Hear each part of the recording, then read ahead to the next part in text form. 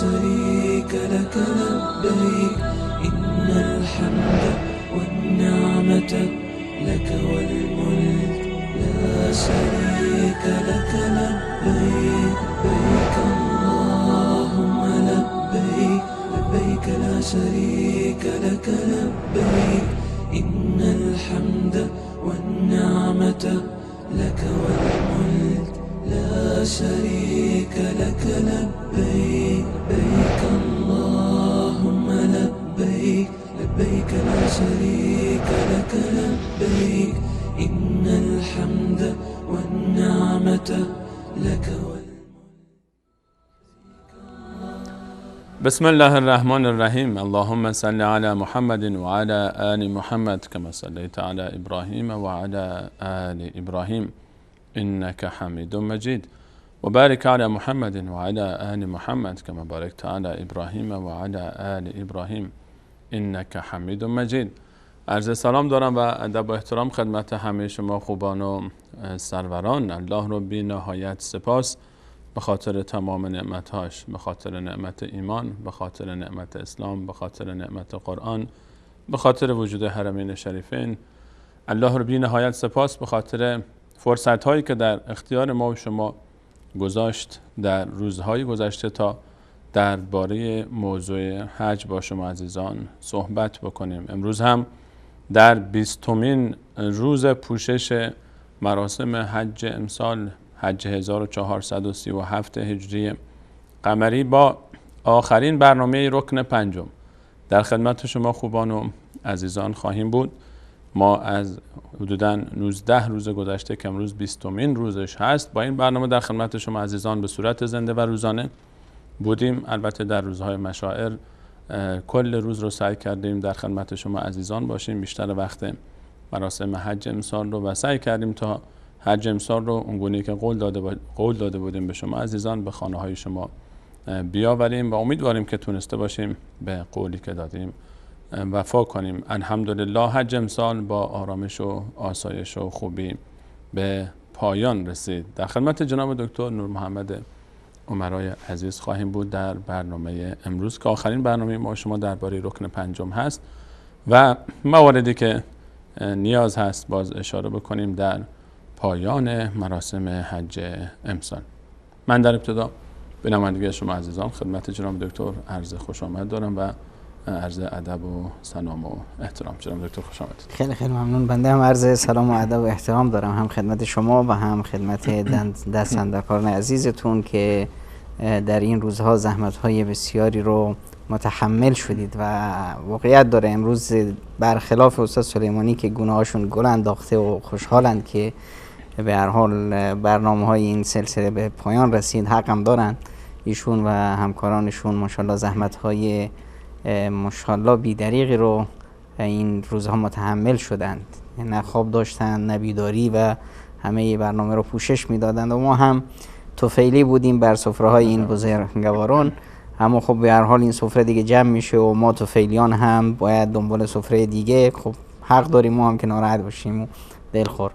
در هر حال عرض ادب و سلام دارم خدمت شما بینندگان عزیز و این از اینی که در این روزهای گذشته ما رو همراهی کردید کمال سپاس رو دارم. امید هست که انشالله بتونیم در آینده هم در خدمت شما بیشتر و بیشتر باشیم و در خدمت شما هستم استاد سلیمانی عزیز. خدمت از ما جناب دکتر و خوشحالی ما بیشتر به خاطر این هست که الحمدلله امیدواریم که تونسته باشیم حداقل به قولی که داده بودیم و عهدی که با شما عزیزان بسته بودیم وفا کرده باشیم. اجازه بدید در ابتدا تبرکاً هم که شده سری بزنیم به مکه مکرمه و مسجد الحرام و تصاویری از مسجد الحرام رو به همراه شما عزیزان داریم مشاهده میکنیم. در تصویر سمت راست مسجد الحرام رو داریم و در تصویر سمت چپ مسجد نبوی شریف مکه مکرمه و مدینه منوره و حرمین شریفین رو با هم داریم مشاهده میکنیم. در دو تصویر پیش رو حجاج بیت الله الحرام عده‌ای هنوز در مکه مکرمه باقی ماندن بعد از پایان مراسم حج و عده‌ای به مسجد النبی به مدینه منوره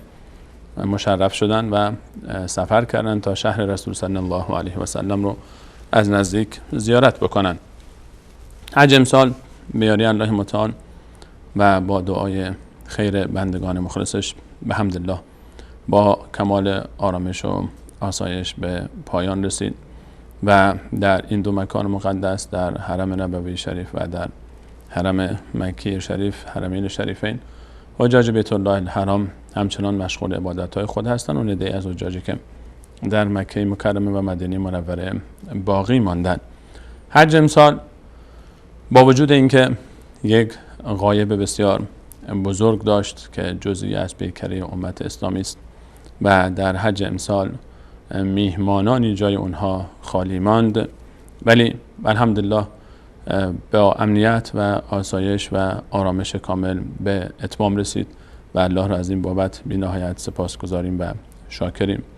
و با وجود تهدیدهایی که از سوی یک عده‌ای از ابرهه صفتان به حرمین شریفین صورت گرفته بود، با وجود تلاش‌های مذبوحانه عده‌ای از قلب‌های بیمار و چشم‌های طماعی که چشم دیدن حرمین شریفین و شکوه حرمین شریفین و اون اشتیاق و شوق و رغبت و تمایل محبوبان و محبین حرمین شریفین به این دو مکان مقدس رو نداشتن و هر گونه تلاش کردن و سعی کردن تا دل مشتاقان و چشم شیفتگان و اون جسم و روح عاشقان حرمین شریفین به این مکانهای مقدس نرسه. باز هم به حمدالله تعالی تصاویر رسید، باز هم شیفتگان حرمین شریفین از هر راهی که شده بود قلبهای خودشون رو فرستادن، روح خودشون رو فرستادن و با تصاویری که به حمدالله و به فضل نعمت‌هایی که الله متعال در این عصر و زمانه در اختیار ما و شما گذاشته خودشون رو مرتبط کردن و گویی که حج کردن، گویی که با حجاج بیت الله الحرام بودن. گرچه خودشون در مراسم حج حاضر نشدن، اما با دعاهای خودشون، با تضرع و زاری و نیاز خودشون از الله متعال اجر و پاداش خواستن و آرامش و امنیت برای مشاعر مقدسه و الله متعال هم دعای عزیزان رو قبول فرمود و الله متعال بر ما منت گذاشت که امسال الحمدلله حج امسال با آرامش کامل، با آسایش و امنیت کامل و با تلاش و کوشش خادمینی که در این سرزمین مقدس برای مشاعر الله متعال، برای عبادت هایی که مؤمنین انجام میدهند، برای این اماکن مقدس ارزش قائل هستند، حرمت قائل هستند، الحمدلله با نظم خاص خودش، با آرامش خاص خودش، با زیبایی و به راحتی و به آرامی به پایان رسید و حجاج بیت الله الحرام حج بسیار زیبایی رو امسال تجربه کردند. جناب دکتر، در ابتدا دوست دارم که نظر شما رو هم درباره حج امسال بشنویم، با وجود اینکه الحمدلله می‌بینیم یکی دو روز نسبتاً دیگه حجاج بیت الله الحرام از اون حرکت و تکاپویی که در حج داشتن مقداری به استراحت پرداختن. در مکه مکرمه و یا در مدینه منوره حج امسال رو چطور دیدید؟ چگونه جمع‌بندی می‌کنید وضعیت حج امسال رو؟ بسم الله الرحمن الرحیم، الحمدلله و الصلاة والسلام علی حبیبی و مولای رسول الله و علی آله و صحبه و من والاه. اینی که عزیزان خوشحالند که امسال حج با امنیت و آسایشی ما داشتیم و شما هم بهش اشاره کردید. البته من این رو اشاره کنم که در طول تاریخ همیشه حج محبت امن و امان بوده و هیچ موردی رو ما نداشتیم که به اصطلاح مورددار باشه، مگر اون مواردی که به اصطلاح تاریخ اونا رو نمایان کرده. نمایان بودن این موارد خودش دلالت بر ریتم عادی بودن حج داره. مثلا وقتی ما میگیم سال 317 هجری قرمطیان شیعه وقتی که گرفتند و حاجیان رو ذبح کردند، یعنی این اتفاق یه بار افتاد و تاریخ اینو این در 300 سال گذشتهش این اتفاق نبود. هیچ قبل از اون به تا 317 سال گذشتهش هیچ موردی همچنینی نبود. بعد از اون هم که به اصطلاح کل تاریخ ما هیچ موردی نداشتیم غیر از امنیت، خوبی، راحت، چون که اصلا عبادت حج عبادت سلام و امنیت و لا رفث ولا فسوق ولا جدال هست. و خودش ماهاش ماهای حرام قرار داده، ماهاش ماهای حرام، شهر مکه شهر حرام، روزهای حرام، همش به اصطلاح امن و آسایش هست.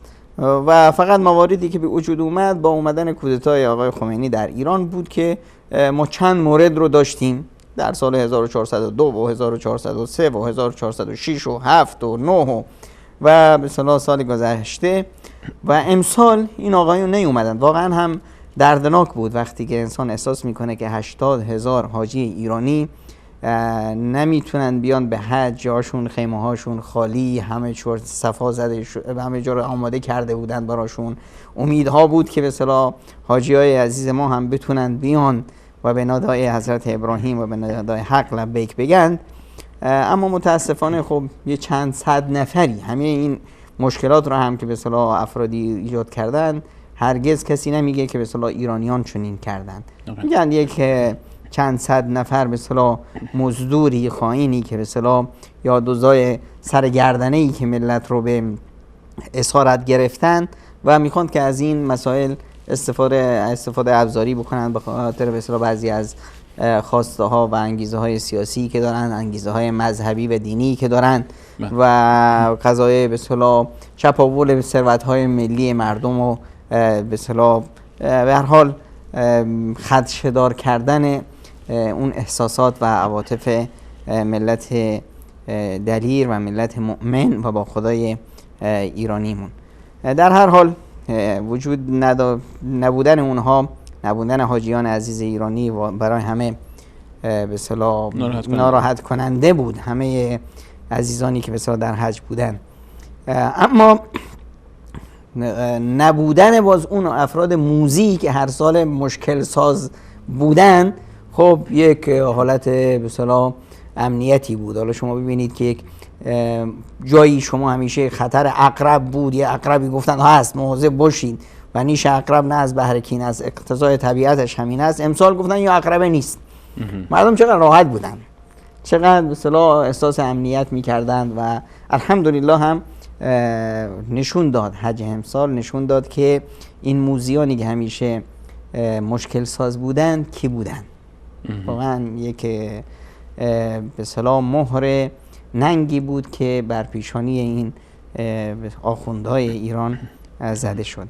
البته همونطور که در مکه مکرمه فضای امنیت و آرامی بود و مردم خوشحال بودند، در این مزدوران این آقایون ساکن ننشسته بودن. اینایی که مثلا جیره خورن دیگه، حالا باید به خاطر اون به اصطلاح مبالغی که از ثروت ملی ایران با عرض پوزش اون مبالغی که از ملت ایران میدزدند و به اینا داده میشه، باید اینا کاری بکنن. من داشتم به اصطلاح در این مدت رسانه های پاکستان رو پیگیری میکردم، دیدم که به اصطلاح اینا دستبردار نیستن. بچه ها خوندایی که به اصطلاح خب به هر حال جیره خوار ایران هستن، پولشو میگیرن، باید یه طوری به اصطلاح نمکی که میخورن اینو حلالش کنن واسه خودشون. آورده بودن که آقا در نمیدونم یکی از خبرایی که در چند تا از رسانه‌های ایرانی پاکستان آمده بود و خیلی پررنگش کرده بودن، اینی که آقا 4,000 حاجی به اصطلاح پاکستانی موندن تو عرفات و اینا نتونستن به مزدلفه برسن. و جالب هم اینجا بود که به اصطلاح با چند تا از این حاجیای دروغین مصاحبه تلفنی هم داشت. خوب از اتاق بیغلی کنترل مثلا برای خودشون به اصطلاح اینا طوری حرف میزدن که من تعجب میکردم که به اصطلاح آدمی که دروغ میگه حداقل یه مقدار این ور اون ورشو نگاه کنه. یک دروغای شاخدار که طوری به اصطلاح کسی که مثلا میشنوید فکر میکرد که عرفات مثلا تهرانه. اینا به اصطلاح نه قطاری گیرشون اومده، نه اتوبوسی، نه هیچی که خودشون رو مثلا برسونن به چی؟ به اصفهان. خب بیچاره هم حق دارن، ناراحت هم بودن. حالا کسی نمیدونه بابا خب قطار نیست اتوبوس نیست، خب قدم خداوند به پا داده دیگه، 2 قدم راست بلند شو برو. همه حاجی ها هم که پیاده دارن میرن، اکثر جمعیت پیاده میرن، همه اکثریتشون پیاده میرن. خب و اصلا خودش صفا داره در این وقت به اصطلاح غروب و قدم زدن به سوی مزدلفه، حالا هوا خوب اصلا صفا داره. بیشتر آدم عرفات و مزدلفه آخرش که من بس هستن اصلا چسبیده به هم. پایان مزدلفه میشه اول عرفات، از آخرین جای عرفات هم که حساب بکنیم تا اول مزدلفه 3-4 کیلومتر رو بیشتر نیست. به جالب این که به اصطلاح خیمه های پاکستانی اصلا در همون ابتدای عرفه بودن که نزدیک به مزدلفه هست، هیچ مشکلی نبود. اما به هر حال دروغگوست و به اصطلاح بی‌آبرویی. یه مورد دیگری هم آورده بودن که نمیدونم به اصطلاح یک هتلی در نزدیک حرم با نمیدونم حدود 756 حالا هم شماره افراد و همچین آورده بودن که آدم دیگه شک هم نکنه. آخه این رقم سمت راستشون هم میگن 756 تا حاجی پاکستانی این هتل آتیش گرفت، این حاجی‌ها هم زغال شدن رفتن. هیچ کم خبرش بخش نکرد. پیش هم ببین این دروغا و این به خاطر چی ترسوندن مردم، وحشت انداختن مردم، اینا دستبردار نبودن. اما به هر حال خداوند متعال همه اینا رو رسوا کرد و حج امسال یک حج پر امنیتی بود، مثل همون چیزی که گمان میرفت و همیشه هم بوده در تاریخ. و الحمدلله رب العالمین، خداوند ان شاء الله حج حاجیان عزیز رو قبول کنه و ما رو از اجر و پاداش حج اونها محروم نکنه و ان شاء الله همیشه حج پر امنیتی داشته باشیم. و وجود چیزی هم برای من قابل ملاحظه بود، وجود ایرانی هایی که به اصطلاح خودشون رو از کجا آبادها به حج رسونده بودن، از خارج از ایران چه زحمت هایی رو متکفل شده بودن، چه همت کرده بودن جو کشورهای دیگه برو مثلا ویزا بگیر به خودتون رو به حج برسونید. واقعا این نشون میده که این به اصطلاح عاشقان و شیفتگان توحید در سرزمین فارس، این فرزندان سلمان فارسی که در اثر از رسول اکرم صلی الله علیه وسلم اومده است که در وصف سلمان فارسی و فرزندان سرزمین فارس فرمودند که اگر این دین لو کان هذا الامر فی الثریا لبلغه رجال من فارس، اگر این دین و این ایمان در آسمون ها باشه، در کهکشان ها باشه، مردانی از این فرزندان سلمان فارسی از این سرزمین میرن خودشون رو میرسونند. واقعا این زحمت رو تحمل کرده بودند عزیزانی که مثلا خودشون رو به حج رسوندن و اونجا دیگه در واقع نمایندگان واقعی ملت ایران زمین اینها بودند که خداوند ان شاءالله حج این عزیزان رو هم قبول کنه و حج اینها رو هم، حج دیگه شیفتگانی که مثلا نتونستن خودشون رو برسونن، از اجر اینها هم اونا رو به اصطلاح محروم نکنه. آمین آمین جناب دکتر. حقیقتا در این روزها شاهد صحنه‌هایی از همکاری و از خدمت و از تلاش با عشق و محبت نسبت به حجاج بیت الله الحرام رو در مسجد الحرام و در مشاعر مقدسه در مکه مکرمه شاهد بودیم که واقعا اشک بر چشمان هر انسان پاک دلی و هر انسانی که قلبش خالیس از این تعصبات و از این دشمنی‌های بی دلیل و دشمنی‌های بی مورد، واقعا اشک بر چشمان انسان جاری میشد که انشاءالله در فرصت‌های پیش رو و در روزهای آتی انشاءالله تصاویری از این صحنه‌ها و از این خدمت‌های خالصانه و از این تلاش‌ها و از این به هر حال کوشش‌هایی که در طول شبانه روز در مشاعر مقدسه انجام می‌شد انشاءالله با هم مشاهده خواهیم کرد. حجاج بیت الله الحرام کم کم دارن برمیگردن به سمت خانه‌های خودشون و کم کم کوله بار بستن، دی بازگشتن و برگشتن و رفتن. و دی دیگری همچنان در مسجد الحرام و مسجد نبوی شریف مشغول عبادت هستند تا در روزهای پیش رو کم کم بار سفر ببندن و حرکت بکنن به سمت خانه‌های خودشون. وقتی که حاجی برمیگرده به سرزمین خودش، اون حال هوایی که در فضای شهر و دیار خودش میبینه مختلف است. برای کسانی که الان حاجی دارن، برای اون عزیزانی که به هر حال شخصی از اونها به نمایندگی رفته برای حج، حالا ما در ایران این مسئله امسال متاسفانه کم رنگتر هست و شاید بگیم مثلا کم رنگ هست، اما در تاجیکستان، در افغانستان، به هر حال در جاهای دیگری از کره زمین که حداقل مخاطبین ما شبکه جانب صالح رمندگانی دارن، حال هوایی برای استقبال از حجاج وجود داره و ما هم دیدیم بارها وقتی که در منطقه حاجی وارد میشه، دوربری ها، اهل محله برای استقبال از حاجی یک سری رسم و رسوم ها دارن، آداب ها و به هر حال عرف هایی دارن که قصد داریم در فرصتی که پیش رو داریم در این برنامه با عنوان آخرین برنامه ما در برنامه رکن پنجم مقدار با جناب دکتر در این باب صحبت بکنیم درباره بخش آخر بحث سفر حج که بازگشتن حجاج بیت الله الحرام به خانه های اونهاست و به آغوش خانواده و دوستان و آشنایان. جناب دکتر از این آداب و رسوم برامون بگید، از هر جایی که حالا دوست دارید شروع بکنید، از تاریخش برامون میگید، از خوبی‌هاش میگید، از رفتنش میگید یا برگشتنش اختیار بخورید؟ ببینید این قضیه رفتن به حج، این بسیار یه فرهنگی رو خود به خود برای خودش ایجاد کرده و این فرهنگ هم عمق در تاریخ داره. واسه این که مثلا اون قدیما که طرف افراد که میرفتن به حج، در واقع حج یک سفر بسیار پرماجرا و پرمخاطره بود. طرف بلند میشد از خراسان، از تاجیکستان، از گیلان، از آذربایجان بلند میشد میرفت حج. حالا این چند ماه تو سفره، چه افرادی همراهش هستن، کجاها میرند، اسب، شتر، الاغ، چیزی که گیرشون میومد، بیشتر مسیر رو پیاده میرفتن.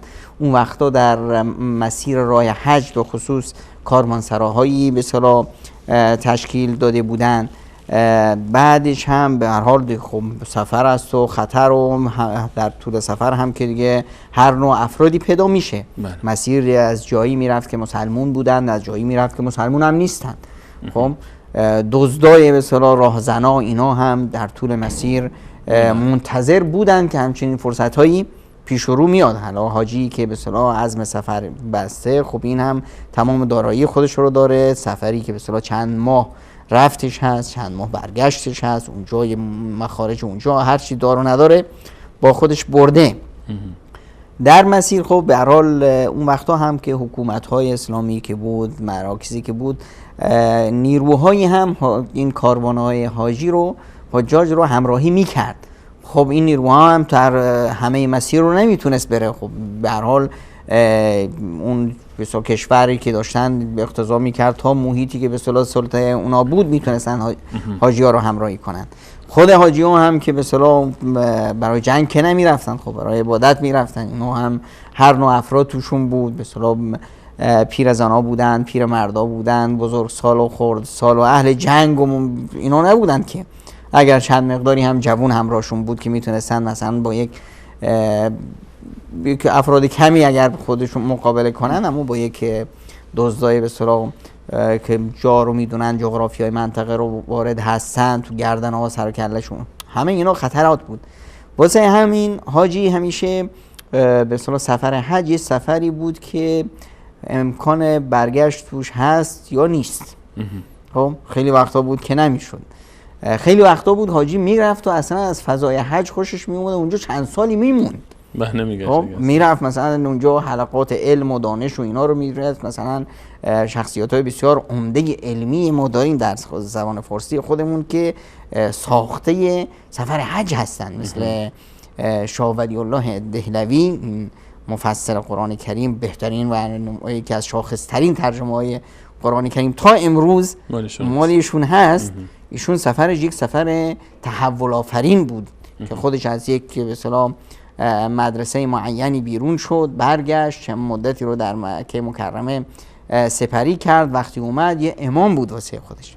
و بسیاری از افراد مثل این ما داریم. شما از مفسرین اشاره کردید، علامه شنقیطی رو مصاحبه از باربیان داریم که از موریتانی حرکت کرد، اومد و ماندگار شد. حرمین ماندگار شد و الان بسیاری از شنقیطی هایی که در حرمین شریفین هستن، علامه محمد شنقیطی رو هم ما داریم که ماشاءالله الان خودشون جزء هیئت کبار علمای سعودی هم هست. ایشون هم از همین یعنی آبا اجدادشون هجرت کردن برای حج، دیگه برنگشتن. بسیاری از علمای حرمین حتی که الان هستن، آبا اجدادشون برای حج رفتن به سفر، بعد دیگه برنگشتن. اصلا افرادی که میرن در مکه مکرمه این رو به وضوح میبینن. شما در مکه مکرمه یه شکل آدم ندارید. یعنی یه آدمی نیست که شما بگید مثلا بچهای فلان شخص رو دیدی میگه شکلت به بچهای هرات میخوره. اما تو مکه مکرمه اینطور نیست. تو مکه یکی رو میبینی شکلش مثل چینایی‌ها است، بچه کجایی؟ میگه بچه مکه. خب تو که مثلا به مغولا میخوری میگه بچه مکه. از هر قوم و هر ملت های افرادی اومدن و ماندگار شدن. خب این بود که حاجی قبل از اینکه به سفر بره، خب میرفت اولا از همه افرادی که به اصطلاح حقی به اصطلاح داد و ستدی بینشون بود و به هر حال احساس میکرد که شاید مثلا در حقشون کوتاهی کرده، از همه حلالیت میطلبید. بعد هم مردم میرفتن به اصطلاح بدرقه ایشون رو خداحافظی میکردن. بعضی به اصطلاح میدونستن که این سفر حج هست، خب در این اجر من هم سهیم باشم. هدایایی مثلا مبالغی رو به حاجی میدادن که مثلا این رو با خودت داشته باش، در مسیر نیازت میشه و اینا. در حالیه که سفری هست که شاید بر نگرده و به این صورت خیلی سفر بسیار خودش هم میرفت، با قبرستان سری میزد، با مرده هاشون خداحافظی میکرد و دعایی میکرد در حق اونها و اینا. یک سفر خاصی بود. بعد مردم هم با کاروان حج حرکت میکردن، تا مقداری راه بدرقه‌اش رو میکردن. اصلا اصولا در ما ملت های اسلامی قضیه سفر یه طعم خاص خودش رو داره. مسافرمون رو بدرقه میکنیم، به پیشوازش میریم، حالا هر مسافر هر جا که باشه. خب این از عادات و رسوم ماست. حالا که به اصطلاح به حج میره، این دیگه خیلی برای ما بعد معنوی پیدا میکنه. احترام حج و مکانت حج و شوق و اشتیاقی که ما به حج داریم و اینی که در آخرین لحظات حاجی چشمش با ما باشه که اونجا که رفت باز برای ما دعایی بکنه. خب ازش درخواست دعا میکنیم و از این حرفا. این همیشه بوده و اصلا همین هم هست که ما این رو به اصطلاح با یک عادات و رسومی که از اون زمان مونده تا الان خیلیاش هنوز هست. خب و در نه تنها در مثلا ما ایرانی ها، در افغانستان، در ترکیه، در تاجیکستان، در آفریقا، در همه جای دنیا وقتی نگاه میکنیم این عادات و رسوم بنا به اصطلاح عادات خود اهل منطقه یک بعدهای خاصی داره و همینطور که به این که به اصطلاح بدرقه‌اش بود. استقبال حاجی همچنین. خب استقبال حاجی الان که میاد دیگه، الان یعنی یک تولد جدیدی است. یک انسانی رو ما فرستادیم با یک خروار گناه، الان یک انسان معصوم از گناه که اومده به اصطلاح الان گناهاش شسته شده است، اجر و پاداش گرفته، با چهره نورانی میخواد برگرده. خب حالا این رو استقبال کردن خب خیلی به اصطلاح اهمیت بهش میدادن، هم حکومت‌های وقت هم مردم و خویشاوندان. خیلی از به اصطلاح اون زمانهای قدیم به اصطلاح پادشاه یا حاکم وقت با بسیاری از علما و از به اصطلاح اهل سلطان و همه حاشیه سلطان میرفتن چندین کیلومتر یا چندین منزل اون زمان از حاجیان استقبال میکردن.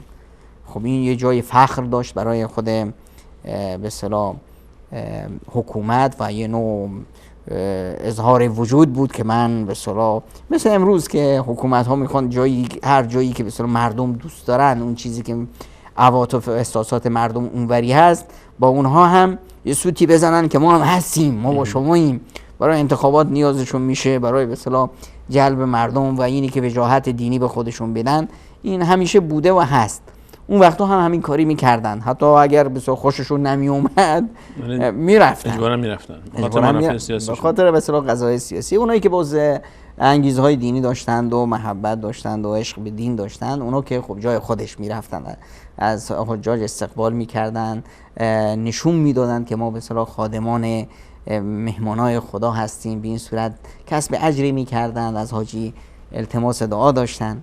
خود مردم هم میرفتن به استقبال به اصطلاح حجاج، دو فرسنگ ها میرفتن در استقبال حجاج، حاجی رو می آوردن و در خود شهر به اصطلاح در طول مسیر به اصطلاح سرودهایی میخوندن، نمیدونم اشعاری میخوندن و از حاجی استقبال میکردن و حاجی رو می آوردن به شهر. این فرهنگ قدیم بود و خیلی چیزاش موند. اون وقتا به هر حال سفر حج هم همچنین اقتضاعات داشت دیگه، به هر حال خیلی سفر پرمشقتی بود. اما امروزه خب سفر حج اون سفر پرمشقت نیست. نه. خب همش چند ساعت سفر هوایی است. طرف میرسه، از وقتی از خونه خارج میشه تا کل مسیر حجش تا برگشتنش همش هر لحظه با خانوادهش در تماس هست. حالا تماس صوتی تصویری هم هست این روزا. خب همه مسیر به اصطلاح خانواده مطمئنند که مشکلی پیش نمیاد. کاروان‌های خاصی هست، اخبار لحظه به لحظه میرسه، تلویزیون ها به خصوص امسال که مثال حق دیگه به اصطلاح گل کاشته بود که از ابتدای کار تا آخر پوشش میداد. خب این پوشش های تلویزیونی تصویری همه هست. خب الان اون بعد به اصطلاح که قدیما داشت اون رو نداره. کم کمرنگتر میبایست کمرنگتر میبود. اما خب یه مواردی دیگه هست که الان نقش داره و اونم قضایی به اصطلاح باز هم همونطور که امسال ما دیدیم قضایی که انگیزهای سیاسی که به اصطلاح حکومت داره، خب که حج را دلش بخواد مثل انگار که بقالی بابا بزرگشه دیگه، هر وقت دلش خواست میبنده، هر وقت دلش خواست مردم میذاره که برن حج یا نرن.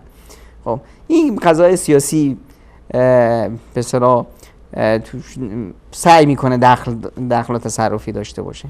بعضی انگیزه های باز خب تاجرای به اسم دین هست، خب که مردم رو تشویق کنند، آقا حاجی ها میرند باز یه روزخونی و یک نمیدونم رجزخونی به راه میندازن، حاجی ها اومدن خب تو بلندگوهای مسجد جار زدن و مردم رو جمع کردن و اینا، که اون به اصطلاح آخوندی که خودش نمیخواد بره حج اما احساس میکنه که این مشتری های من به اصطلاح از دستم میرند وقتی میرند حج دیگه، حالا اینا موحد میشن، بعد نمیان به اصطلاح روزخونی منو بشنوند، بعد نمیان حرفا و چرندیات منو گوش کنن، فال پیش من بگیرن، بعد نمیان پیش به اصطلاح مزار من و سجاده نشینی من کم رنگ میشه، میخوان یه جوری خودشون رو تو معرکه بندازن که نه منم هستم، خودشون رو شیرین میکنن، ما هم هستیم و به اصطلاح ما همونی بودیم که هستیم و به هر حال ما توی خطیم و باز بتونن اون به اصطلاح شیطنت خودشون رو به اصطلاح پررنگ کنند یا ازش استفاده از این فرصتی که پیش اومده اونا هم یه ماهی بگیرن. خب این موارد هم هست. یه مواردی که هست، خب حالا این موارد رو ما نمیتونیم به اصطلاح زیاد روش بحث کنیم، به هر حال اینا همیشه بوده و هست و این افراد هم حرف ما رو گوش نخواهند گرفت. اما این مواردی هست که ما باید نقش داشته باشیم تو اصلاح اونها. مواردی که به اصطلاح برمیگرده به نوعی، ببینیم ما یک درست هست که یک حاجی میاد واسه ما حج خیلی عزیزه، حاجی برای ما خیلی عزیزه، دعا طلبیدن از حاجی و نمیدونم احترام حاجی، چون که الان ما در واقع میخوایم که ابراز ارادت خاص خودمون رو به عبادت حج برسونیم. درسته. این حاجی که اومده همون پسر عموی قبلی ما بود، رنگ و روش عوض نشد، اما این رفته حج. این الان برای ما خیلی عزیزه. ما بازی احساس میکنیم که ما نتونستیم این رو خداوند به مهمونی خانه خودش برد، حالا ما میخوایم بدونیم که توی این مهمونی چی گذشت، کسی رفت مثلا اومد، حالا خود ما همه این ماجرا رو میدونیم شاهدش بودیم، اما میخوایم که از دهن ایشون بشنویم، تجربه ایشون رو ببینیم. ببینید قضیه حج در واقع یک عبادتی هست که هر بنده به تنهایی در این میدان هست. هر کسی هم که از حج میاد حکایتش یه طعم خاص خودشو داره. در طول تاریخ اینطوری بوده ها. با وجود اینکه همه در یک عبادت، در یک مکان، در یک زمان یک کار انجام میدیم، اما باز هر کسی گویی خودش عبادت فقط خودش تنها در حج است. اصلا ما در چی بیاییم؟ در ادبیات خودمون، در ادبیات کلا سفرنامه حج یه بخش خاص خودش رو داره. کلا در ادبیات مثلا ما ادبیات شعر داریم، نثر داریم، در خود نثر نمیدونم رمان داریم، فلان قصه کوتاه داریم، قصه بلند داریم، رمان داریم، تئاتر داریم فلان، اما یک ویژه‌ایشو گذاشتیم چی؟ سفرنامه حج. یک قسمتی از ادبیات هست سفرنامه، به طور عمومی سفرنامه ها، و از این قسمت سفرنامه باز یه بخش عمده‌اش هست سفرنامه حج. حالا همه اینها یه سفر رو طی کردن، از ایران برو مثلا به حج و برگرد. اما در ادبیات فارسی ما بیش از 400 کتاب داریم در سفرنامه حج. سفرنامه حج، نمیدونم ارمغان حجاز، نمیدونم بلاد الحرمین، به انواع و اقسام اسمهای مختلف به اصطلاح حاجیای ما رفتند و قلمهاشون تا امروز خشک نمیشه. از نمیدونم ناصر خسرو بلخی گرفته تا به امروز نویسندگان ما می نویسند و هر کسی به طعم خودش، به شیرینی خودش. همه این سفرنامه رو که میخونی، هر یکیشو میخونی تشنه دیگری میشه، احساس نمی کنی که بابا یک سفر بود، یه رفتن، یه عبادت هست، یه جا رفتن، از یه جا برگشتن. نه خب نه، این بلکه ما رفتیم الان من امروز همینجور نگاه میکردم 7 مورد رو من دیدم به اصطلاح، حالا بیشتر از اینا خیلی هست. بله. 7 موردی که من امروز دیدم که به اصطلاح سفرنامه‌های خارجی ها، اروپایی ها، افریقایی ها، عرب ها، عجم ها که رفتن به اصطلاح از کشورهای دیگه به حج، نویسندگان ما یا مترجمین ما خوششون میده اینو باش، از دیدگاه این آقا رو باش، اینو اگه من ترجمه کنم برای به اصطلاح خوانندگان فارسی خیلی شیرین خواهد بود، جالب خواهد بود. به اصطلاح مواردی رو از زبانهای دیگه ما ترجمه کردیم به فارسی. با وجود بیشتر از 400 تعریفی که در فارسی با داشتیم، وجود که بیشتر از 400 تعریف داریم. اصلا در دوره قاجاریه باز مثلا خیلی ما سفرنامه‌های حج پررنگ داریم. حالا چرا و در این زمان چرا دوره قاجاریه اینقدر پررنگ بوده، خب این هم جای بحث خودش رو داره. این همه به اصطلاح سفرنامه‌ها که نوشته شده، این به اصطلاح چی میرسونه؟ اینی که هر به اصطلاح چشمی، هر احساساتی، هر فردی خانه خدا رو به یه جور دیگه میخونه، یه جور دیگه میبینه. خب در این سفرنامه ها مثلا سفرنامه‌ای داریم که از اول تا آخر شعر هست، سفرنامه نثری داریم. سفرنامه نثریمون بعضیاشون حالت قصه وار داره، بعضیاشون روزنامه است، روزانه به اصطلاح این طرف خاطرات روز به روزشو نوشته. بعضیاشون موضوعی هست که به اصطلاح طواف چه طعمی داشت، مسعی چه طعمی داشت و هر یکی به اصطلاح اون درس ها و عبرت هایی که توش هست. تو این سفرنامه ها ما این رو می‌خونیم که به اصطلاح افراد دیدگاه های مختلف، بینش های مختلف، وجهش های مختلف، گوش های مختلف، احساسات مختلف دارن در خواندن به اصطلاح حج و سفر حج و این سفر ملکوتی. جناب دکتر اگر اجازه بدید قبل از اینکه حالا ادامه سخن رو بپردازیم به همراه شما بینندگان عزیز میان برنامه می‌بینیم، برمیگردیم ان شاءالله باز همچنان در خدمت شما عزیزان خواهیم بود با نکاتی درباره استقبال از حجاج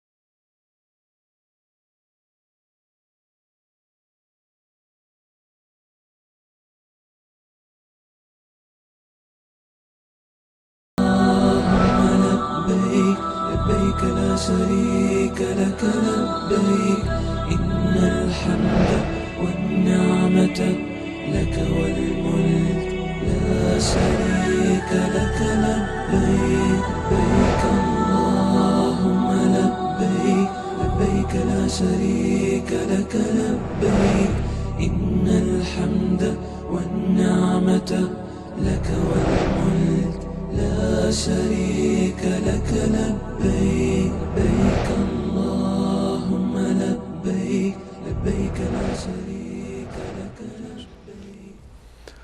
بعد سلام مجدد خدمت همه شما خوبان و عزیزان و سروران حجاج بیت الله الحرام. عده‌ای به سمت خانه‌های خودشون برمیگردند و باز میگردند و مراسم و سر و صدا و شلوغی‌های آمدن حجاج بیت الله الحرام رو پیش رو خواهیم داشت. در اون اماکنی که از اون مناطق نمایندگانی به سمت بیت الله الحرام روانه شدن تا حج بیت الله الحرام رو انجام بدن و در حال بازگشت به اون مناطق هستند. جناب دکتر از آداب و رسوم و فرهنگ استقبال حجاج میگفتید. بله، در واقع چون که حج خودش یک جایگاه خاصی در بین ما مسلمان‌ها داره، ما همیشه می‌خوایم که حتی استقبال از حاجی رو یک رنگ و بوی خاصی بدیم. جالب اینجاست که ما در این مورد روایاتی هم داریم. مثلا از رسول اکرم صلی الله علیه و سلم در روایتی در اثری اومده که وقتی حاجی میاد برید استقبالش کنید، سلام کنید و ازش بخواید، بهش سلام بکنید، ازش بخواید که براتون دعا کنه، مغفرت بکنه، چرا که حاجی مغفورون له هست، خداوند ازش درگذشته. حضرت عمر وقتی به عمره میرفتن پیامبر اکرم صلی الله علیه و سلم ازشون خواستن، گفتن که یا اخی لا تنسنا من دعائک، یا اخیه برادر جانم. حضرت عمر میگفت که من تو عمرم از این به اصطلاح کلمه زیباتر نشنیده بودم که پیامبر خدا به من بگه برادر عزیزم، رفتی ما رو هم در یاد داشته باش و برای ما هم دعا بکن. اینی که بس ما از حاجی بخوایم برامون دعا کنه، خب چیز خوبی هست. ما به هر حال استقبال کنیم از حاجی چیز خوبی هست. احترام حج رو، عشقمون به حج رو، ارادت خاصمون رو به حج برسونیم چیز خوبی هست. اما ما یک قواعد کلی داریم که ماییم که فرهنگ خودمون رو خودمون میسازیم و فرهنگمون رو بر مبانی قرآن و سنت میسازیم. خداوند متعال برای ما یک قاعده کلی میذاره و میفرمایند که ان المبذرین کانوا اخوان الشیاطین. اینایی که اسراف میکنن، تبذیر میکنن، اینها عملی انجام میدن که کار شیطون هاست. اینا مثل برادرای شیطون میمونن، تو سنگر شیطونن. بعد آیه دیگه ای هم داریم که کلوا و اشربوا ولا تسرفوا، بخورید و بیاشامید اما اسراف نکنید. ان الله لا يحب المسرفین. خداوند اسراف کنندگان رو دوست نداره. یعنی اسراف یه چیز حرام هست، یه چیز نادرست هست. همیشه تجاوز از حد پیش ما چیز منبوذی هست، درستی نیست. در دین ما همیشه اعتدال اساس دین هست. اینه که وقتی که به اصطلاح حاجی میاد، ما نباید، این به اصطلاح مورد برمیگرده به عزیزانی که از حجاج استقبال میکنن، این یک انسانی هست فریخته، انتخاب شده به اصطلاح مهمانی خدا، رفته، خداوند ازش درگذشته. شیطان الان همش حقد و کینه است بر این انسان. انسانی که روش هزینه کرده بود 50 سال 60 سال، شیطان روش کار کرده بود، این یه عالمه گناه براش درست کرده بود، الان صاف برگشته. شیطان میخواد انتقامشو بگیره. خب ما دیگه یاران شیطان نباشیم بر برادریم. چطور یعنی این رو مثلا کارایی نکنیم که خدایی نکرده در قلب این حاجی یه نوع ریایی سبز بشه، یه نوع احساس بکنه که پس من از همه بهترم، من ویژگی خاصی به من شد. ببینید خداوند متعال نعمتی رو به این بنده خودش داده و شکر نعمت رو از بندهش میخواد. و اعملوا آل داوود شکرا، ای آل داوود اعملوا شکرا، یعنی این شکر رو انجام بدید. شکری که یه شکری نعمتی هست که خداوند به انسان داده. خداوند هر وقت به انسان نعمتی داد، اصلا در فرهنگ ما مسلمان ها شکر یک واژه هم برای خداست هم برای بندگان. در آثاری از پیامبر خدا داریم که علیه الصلاه و السلام که من لم یشکر الناس لم یشکر الله، کسی که شکر بندگان خدا، کسی به خوبی کرد باید تشکر کنه. حالا خداوند متعال این حاجی رو این نعمتی داده، بذاریم که کمک کنیم که این حاجی شکر نعمتش رو ادا کنه. یعنی در مقابل این نعمتی که داده شکرگزار خداوند باشه، بتونه اون صفاتی که یک حاجی باید داشته باشه، اون اخلاقی که حاجی در حج یاد گرفته، اون مفاهیمی که حاجی از مکتب و مدرسه حج یاد گرفته، اینا رو عملی بکنه. خب حالا ما چطور ممانعت میکنیم از این کار که شما میگید که ما اجازه بدیم اینطور باشه؟ یعنی شما احساس میکنید کسی که به استقبال حاجی میاد آیا با افعالش با کردارش خلاف این رو انجام میده؟ کسی که به اصطلاح به استقبال حاجی میاد احیانا یه تصرفاتی میکنه که حاجی رو تو یک به اصطلاح مضیقه قرار میده. وقتی که میاد مثلا از وقتی که حاجی رفت قبل از حج به حاجی که خودی نشون داد و گفت که یادت نره هدیه ما هم هدیه ای داد که یک هدیه در مقابلش برای من بیاری. خب حالا نگفته هم باشه، اما مفهومش اینه دیگه، وقتی که به اصطلاح مبلغی بهش داد، یه هدیه ای داد که اینو همراه داشته باش. و بعضیا که خیلی پرروترن به حاجی هم سفارش میکنن، انگار که به اصطلاح مکه مثلا بازار هست یا نمیدونم فروشگاه هست. بابا هر چی تو مکه هست تو شهر ما ارزونترش پیدا میشه، درست، به همون قیمت پیدا میشه. بیشتر این چیزایی که حاجی میاره از کجاست؟ همه اینا ساخت چین هست و چین با همه بازارهای کشور رو دست گرفته. خب اینی که ما به اصطلاح مجبور بشیم یه کاری بکنیم که این حاجی وقتی میره به حج اونجا همش تو بازارها ولو بشه که به اصطلاح فلانی انتظار داره، فلانی نباید به حاجی برسونیم که از اونجا هیچ وقت ما نیار، اگر آوردی میشکنیمش، بهش برسونیم که جناب عزیز جان تو برای ما عزیزی، عبادتت برای ما عزیزه، دعات برای ما عزیزه، یه نمیدونم تسبیح چینی که برای ما بیاری، یک هدیه به اصطلاح که از اونجا بیاد اینجا پیدا میشه، بهترش پیدا میشه. خودت رو اذیت کردن، وقتت رو ضایع کردن تو به اصطلاح خیابونا پرسه زدن دنبال نمیدونم فلان هدیه و فلان سوغاتی که برای ما بیاری نخواستیم. ما دعایت رو میخوایم، ما عبادت رو میخوایم که بریم اونجا درست عبادت بکنی، پیش خدا عزیز بشی، واسه ما دعا کنی، دعات هم قبول بشه. وقتی هم که میاد اینجا به اصطلاح به شهر دیگه نریم به اصطلاح تو حرجش نندازیم، هی حاجی بیچاره مجبور از در خونه‌شو وا کنه، هی برو بیا. وقتی هم میری بابا شما رفتید چی یه تبریک بگید، حالا این بیچاره رو اونجا میرید به اصطلاح لنگر میندازی اینجا که خونه خاله، هیچ تکون نمیخورید که چی حاجی مجبور میشه که نمیدونم خانواده حاجی و همه اطرافی، حالا بنده خدا این سفری رفته خسته است اومده، حالا شاید وضع اقتصادی خوبی هم نداشته باشه، همون قد به اصطلاح مخارجی داشت که به اصطلاح تو حج این رو با خودش داشت، الان بیاد به اصطلاح واسه مهمونا غذا درست کن، شیرینی بده، نمیدونم میوه و چای بده. خب این در توانش نیست، یه نوع بار اضافی ما سربارش نشیم. خب نمیدونم بیاییم با یه کارایی که به اصطلاح میکنیم. الان حج رفته، حج عبادت هست، عبادت رو رنگ عبادی بدیم، نه یه به اصطلاح رنگ ریا و خود فروشی و نمیدونم خود نمایی و اینا که بیاییم هی این ور اون ور کوچه و سر خیابون و هر جا پلاکارد بزنیم که جناب به اصطلاح قدوم میمون حضرت حاجی فلان و خانواده و نمیدونم همراهان و اینا رو تبریک میگیم و به امام زمان هم تبریک میگیم، به امام مکان هم تبریک میگیم و به همه تبریک میگیم و در پایان هم اسم خودمون رو با خط قرمز نستعلیق شکسته بنویسیم که همه ببینن که این کسی که این تبریک رو میگه من فلانی هستم. خب یه نوع فخر فروشی که من هم به اصطلاح باز همسایم بیاد یا برادرم بیاد ببینه پس ایشون به اصطلاح یه تبریک گفته من چرا نگم. خب میبینیم که جلوی خونه یا حاجی یه 30 تا 40 متر پارچه گذاشتن، هر یکی واسه خودش مهر امضایی زده و نوشته. حالا همه اینا رو جمع کنیم ببینیم به اصطلاح چقدر هزینه برداشته. همین هزینه رو چرا ما نمی‌بینیم به اصطلاح به یک فقیری بدیم، به یک مستمندی بدیم، به یک راه خیری مصرف کنیم و یک اجر و پاداشی از خداوند بگیریم.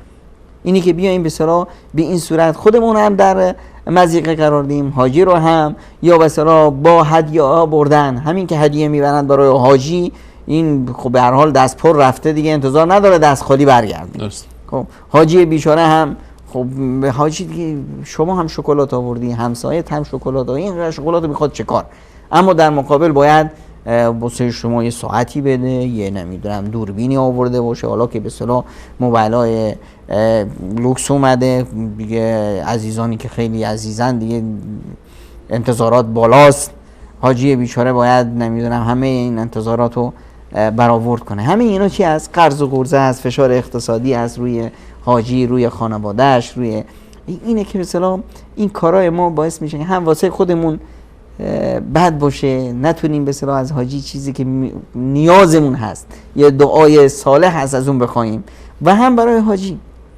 و اینی که به اصطلاح بعضی عزیزان میان تو این مجالس خب کارهای زشت هم میکنه، میان نشستن سیگار میکشن، نمیدونم حتی بعضی جاها به اصطلاح دهل و ساز و این دو بند و بساط رو به راه میندازن، یا حتی مثلا اونجا حاجی چی به اصطلاح پیله کردن به حاجی که تعریف کن.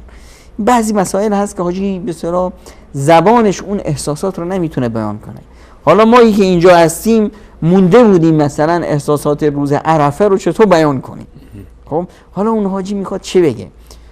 بعضی از عزیزانی که مثلا خب زیاد این مسائل براشون درک نبود، سطح سوادشون اینا دیگه هی پیله کردن، حالا اون چیزی که داشت گفت، یه بار گفت، بعد بیشتر مثلا این میشه که حاجی باز دیگه خب چه بگه؟ باید این گوشایی که مثلا میخوان که بشنن اینا رو پر کنه دیگه، مجبور میشه مثلا از سیاهای آفریقایی غیبت کنه، از نمیدونم اندونزیا غیبت اونا رو بکنه، اینا باز یک گناهکار میشه. و مثلا این انسانی که ما نیاز داریم که مثلا این رو در کنار خودمون داشته باشیم، یک انسان فریخته، یک انسانی که در میهمانی خدا باشه، ما سعی نکنیم که مثلا رفیق شیطان باشیم و این رو مثلا تو گناه بندازیم، تو مضیقه بندازیم. این مسائل رو باید هممون مد نظر داشته باشیم، به خصوص از اینانی که خانواده‌های حاجی هستند. وقتی حاجی اومد بذارید این ابراهیم وار باشه دیگه، نذاریم به اصطلاح خونمون به اصطلاح بشه یه جشن بزرگ. برای چی؟ برای زدن به اصطلاح این نزاهت و خوبی و که تو حاجی هست، این اجر و پاداشی که حاجی به دست آورد این رو خراب کردن. ما بیایم به کارهای این چنینی، یا حتی به اصطلاح رفت و آمدایی که میشه به خصوص حاج خانم ها و مردا و آقایون و خانم ها و همه به اصطلاح خیلی موارد حجاب رعایت نمیشه، عفت رعایت نمیشه. تو بعضی مناطق که خیلی بدتر از اینها میشه، دختر خانم ها میان به اصطلاح استقبال میکنند از میهمانای به اصطلاح خانواده. همه این مسائل رو به مد نظر داشته باشیم که ما یک عبادت داریم، این عبادت رو با عادات یا با همچشمی های بد یا با مواردی این چنینی نیاییم خرابش نکنیم. احیانا همینجوری که شما اشاره فرمودید جناب دکتر، متاسفانه در بعضی از مناطق ما کاری رو که به حال یک عبادت بزرگی مثل حج، رکن پنجم دین امید اسلام انجام شده، در بازگشت مشاهده می‌کنیم که متاسفانه در خود فضای ماحول حاجی گناهان بسیار بزرگ اتفاق میفته و چه بسا برخی از اونها به شرک میکشونه حتی ما رو. و می‌بینیم که جناب دکتر مثلا حکایت سربریدن یک حیوان جوری پای حاجی و این واقعا یک مسئله بسیار خطرناکی است که در بعضی از مراکز اتفاق میفته و ذبح غیر الله و نام غیر الله، یعنی گویی که حالا این که بسم الله هم بگه طرف، اما جلوی پای حاجی کشتن، یعنی داره برای حاجی میکشه اینا دیگه. و حتی شاید راضی هم نشه که بهش بگیم که جای دیگه بکش، میگه نه حتما بعد این خون جلوی پای حاجی ریخته بشه، یا جلوی پای عروس هم بعضی کارا این کارو میکنن. و مواردی رو که شما اشاره فرمودید واقعا جای تأمل داره برای همه عزیزانی که منتظر یک حاجی هستن. کاری نکنیم که اون عبادتی که انجام شده، اون ثوابی که بهش رسیده، ما سبب بشیم خدای نکنه به گناه مبدل بشه. و کاری نکنیم باز که ما با خرج‌های آنچنانی، شاید خانوادگی بگه ما داریم، حالا میهمانی‌های آنچنانی بگیره، خرج‌های آنچنانی بکنه، هدایای آنچنانی بده، و این رسم اگر عرف بشه و اگر مد بشه، متاسفانه که شده خیلی جاها، سبب میشه خیلی از عزیزانی که میتونن برن حج، توانایی حج دارن، پولشو دارن، اما پول مخارج بعد از حج و سوغاتی‌های بعد از حج یا حتی به قبل از حج دی برای رفتن به حج میهمانی میگیرن و قربانی میکنن و گوشت و گوسفند و گاو و شتر رو میریزن و چند صد نفر دعوت میکنن که آقا میخواد بره حج. و این موارد اگر در جامعه شیوع پیدا بکنه متاسفانه به جایی میرسه که طرف دیگه جرئت نمیکنه بره حج و جرئت نمیکنه بره عمره. حتی عمره طرف میگه من پول حج عمره رو دارم اما مخارج قبل و بعدش رو ندارم. این واقعا ما کاری نکنیم که حالا شاید کسی بگه جناب دکتر من خرج میکنم اسرافم نمیکنم دارم، ولی این مشکلات رو شاید صد عن سبیل الله میشه دیگه دامن میذاره. جناب دکتر من تشکر میکنم از شما و در پایان برنامه رکن پنجم که آخرین برنامه ماست اگر در 2-3 دقیقه یک پیام داشته باشید خدمت تمام بینندگانی که در این حدود 20 روز همراه ما بودن با پوشش خاص و برنامه‌های خاص مراسم حج و ویژه برنامه‌های حج چه پیغامی به عزیزان دارید؟ ما در به اصطلاح برنامه اشاره کردیم که به اصطلاح قضیه حج در ادبیات ما خیلی پررنگ هست. ای کاش به اصطلاح یا مدیریت شبکه جهانی وصال حق یا یکی از عزیزان همت کنن برنامه امسالش شبکه رو کلاً به صورت نوشتاری در بیارن، در یک کتاب چاپ بشه که واقعا کاری که امسال وصال حق کرد یک کار تاریخی هست و میتونه جزئی از ادبیات ما باشه. در این حال خب عبادت حج بود و ان شاء الله سال آینده در راه هست و حج دیگر و از الان نیت کنیم که ان شاء الله سال آینده در حج باشیم، آمادگیمون رو از الان بگیریم، خودمون رو آماده کنیم برای حج سال آینده و ان شاء الله که خداوند متعال نصیب همه ما بگردانه که بتونیم سال آینده رو در حج باشیم و حج حاجیان ما رو قبول بفرمایند.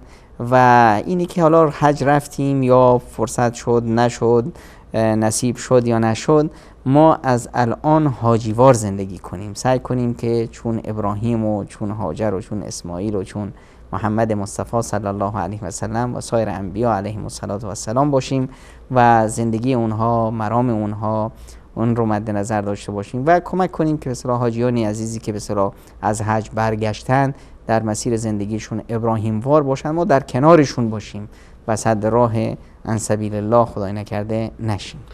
خیلی تشکر میکنم از حضور شما جناب دکتر در استودیو شبکه جهانی وصال حق. تشکر بسیار ویژه و خاص دارم از همه عزیزانی که پشت صحنه در طول این 20 روزی که ما با برنامه رکن پنجم به صورت زنده در خدمت شما عزیزان بودیم زحمت کشیدن، تلاش کردن. از محمد جان که مسئولیت کل استودیو و کنترل به عهده داره و از جاوید جان عزیز که کارگردانی بسیاری از برنامه ها رو در این طول این چند روز به عهده داشت و زحمت بسیار زیادی کشیده و همچنین فرید جان که همیشه ماشاءالله پشت صحنه بود و ما شاهد بودیم که زحمتی که میکشیدن. منیر احمد عزیز و احمد جان که باز حج رفته و تازه هم برگشته و ماشاءالله البته خب قبل و بعدش در خدمتش بودیم و به همراه ما بود. همه عزیزانی که تلاش کردن و زحمت کشیدن، بخش فنی و بخش تولید در بخش گرافیک فضربی صافی عزیز، خالی عبدالله عزیزانی که در بخش گرافیک، همه عزیزانی که در بخش مونتاژ و بخش به هر حال تولید شبکه جهانی وصال حق که زحمت کشیدن تا فیلم ها و مستندهایی که آماده شده برای شما عزیزان پخش کردین. و در اصل همه تشکر خاص از مدیریت محترم کانال استاد محمد انصاری عزیز که این اهتمام و توجه خاص رو نسبت به برنامه‌های حج امسال مبذول داشتن و این فرصت رو در اختیار کادر و همکاران و دوستان عزیزان قرار دادن تا بتونیم خدمتی کرده باشیم خدمت شما عزیزان در طول 20 شبانه روزی که از 25 ذوالقعده تا امروز که حدوداً 15 ماه ذوالحجه هست در خدمت شما عزیزان بودیم به صورت زنده و مستقیم و با پوشش مستقیم برنامه حج امسال 1437 هجری قمری. تشکر خاص از همه شما عزیزان هم داریم که در این طول این 20 روز برنامه خودتون رو یاری کردید و همراه بودید با ما. با امید اینکه بتونیم در سال آینده در مراسم حج و در برنامه‌های حج بهتر و قوی‌تر ظاهر بشیم و بتونیم که ان شاء الله حتی از نزدیک امیدواریم که بتونیم حج بکنیم. بسیار از ما و شما دعا می‌کنیم که الله متعال ما رو در زمره حجاج بیت الله الحرام در سال آینده قرار بده تا این عبادتی رو که امسال از پشت صفحات تلویزیون دیدیم بتونیم که تجربه عملیش رو داشته باشیم. تشکر از همه شما عزیزان و همه شما خوبان و عزیزان رو تا برنامه دیگر به الله متعال می‌سپارم. الله یار و نگهدارشون.